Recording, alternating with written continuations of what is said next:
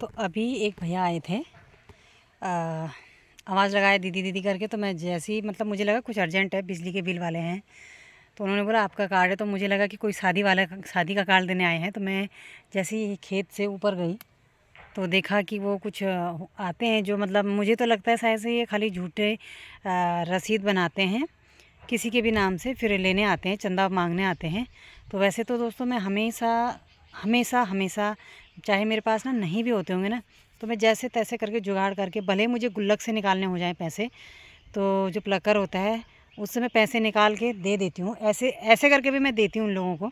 लेकिन मुझे पता है कि मैं कैसे करके अपनी ज़रूरतों को पूरा करने के लिए, मतलब कैसे करके मैं ये गायें पाल रही हूँ। इतना पढ़ने लिखने के बावजूद भी मेरे अपने भी कुछ सपने थे, उन सपनों को मैं दरकिनार करने के बाद आज गायें पाल रही हूँ, दूध बेच रही हूँ।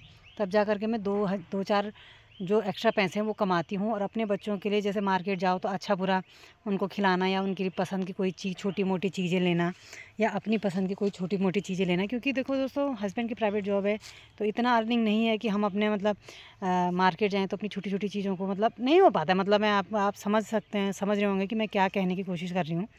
बट वो भैया आए तो दीदी बच्चों के लिए दे दो। तो मैंने उनको पहचान लिया था क्योंकि वो 2-3 बार पहले भी आ चुके थे। तो ये लोग ऐसा समझते हैं कि पैसे पेड़ पे लग रहे हैं। वैसे मैं ईमानदारी से बोलूँ तो मैंने आपको बता दिया कि मैं ऐसे करके भी गुल्लक से निकाल करके भी पैसे दे देती हूँ। बट आज भी मुझे ना थोड़ा सा गुस्सा सा आ गया कि मैं तो सुबह 5 बजे से लेकर, और आपको यकीन नहीं आएगा, कल मैंने अपने छोटे बेटे को 11 बजे तक बिठा के रखा। अपने पापा से भी, आज मेरे पापा भी गाँव चले गए, अब पता नहीं वो कब आएंगे। तो मैं कहीं जा नहीं सकती क्योंकि मेरे साथ कुछ कोई करने वाला है नहीं। मन तो करता है दुख हो बीमार हो, मैं मतलब ऐसा नहीं है कि मैं उनसे मिलने चली जाऊंगी। तो मैंने अपने हस्बैंड से कल रिक्वेस्ट की कि मैं थोड़ी देर के लिए पापा को से मिलने जाऊंगी। तो मेरे हस्बैंड ने बोला तभी कि तुम्हारे पापा कौन से लड़ाई पे जा रहे हैं करके। तो मैंने कहा लड़ाई पे नहीं जा रहे, पर यह है कि गाँव चले गए तो क्या पता कब मिलना हो। और बीमारी तो उनको हार्ट की भी प्रॉब्लम है। तो मतलब इंसान को कोई भरोसा नहीं रहता, भगवान ना करे कि कुछ हो। पर यह है कि फिर मैं जिद करके रात के 8:30 बजे उनसे मिलने गई। फिर 9 बजे मैं घर आ गई थी। मैंने इनको बोला था कि मैं मतलब मैं 10-15 मिनट में वापस आ जाऊंगी। तो मैं गई भी, क्योंकि फिर वो क्लेश हो जाता है घर में अगर मैं देर तक रुकती। मेरे भाई ने बोला भी था कल सुबह चले जाना, पर मैंने कहा नहीं, मैं नहीं जाऊँगी। क्योंकि मैं भी जाऊँगी क्योंकि मुझे सुबह 2 गायों का दूध, गोबर, भूसा वगैरह करना होता है। फिर 3-3 टिफ़िन तैयार, तीनों के लिए नाश्ता तैयार करना। छोटे बेटे को भी मैंने खुद ही तैयार किया क्योंकि उसका फ्रैक्चर की वजह से वो एक हाथ से ढंग से काम नहीं कर पाता। तो जिस वजह से मैंने उसे तैयार किया।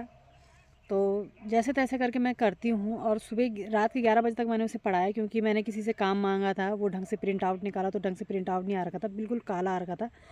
तो जैसे तैसे करके देख देख करके, क्योंकि मेरी भी आइज़ वीक हो गई है, मुझे भी ढंग से दिखता नहीं है। क्योंकि रात रात भर, आज तक मैंने 15 साल हो गए, 15 सालों से मैं रात रात भर जागी रही पढ़ने के चक्कर से कि कहीं मेरा कुछ सिलेक्शन हो जाए। बट नहीं हुआ।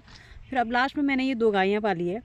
अब ऐसे करके मैं अपनी ज़रूरतों को पूरा करने के लिए ऐसे करके काम करती हूँ। ये लोग मांगने के लिए ऐसे आते हैं झूठे बहाने बना के, तो मुझे बहुत गुस्सा आता है। तो आप बताइए दोस्तों, क्या मैंने उनको खाली हाथ भेजा, ये मैंने सही किया या गलत? प्लीज़ कमेंट करके बताना दोस्तों।